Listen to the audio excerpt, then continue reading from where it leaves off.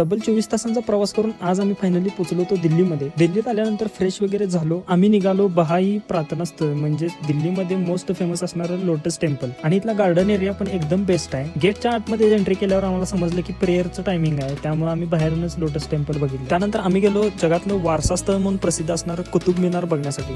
कुतुब मिनाराच्या साईडलाच काही पडझड झालेल्या कमानी पण आम्ही बघितल्या, पण इथं आल्यावरती मला कलेचं महत्व कळालं आणि कलाही अनुभवायला मिळाली. काही वेळानंतर आम्ही आलो इंदिरा गांधी स्मृती भवन येथे. याच इंदिरा गांधी भवन मध्ये आपल्याला इंदिरा गांधींच्या काही जुन्या आठवणी पण बघायला मिळाल्या. त्यानंतर आम्ही आलो आपल्या भारताचे राष्ट्रीय स्मारक म्हणून ओळखले जाणारे इंडिया गेट बघण्यासाठी. आणि इथला मेन विषय म्हणजे आपल्या गेटवे ऑफ इंडियाच्या बरोबर समोर राष्ट्रपती भवन आहे आणि इथून जो काही व्ह्यू दिसतोय तो एक नंबर दिसतोय आणि इथं गर्दी पण अपाट असते. तर मित्रांनो, हा ब्लॉग कसा वाटला तुम्ही कमेंट करून नक्की सांगा आणि अशाच नवनवीन ब्लॉगसाठी आपल्या आयडीला फॉलो करा.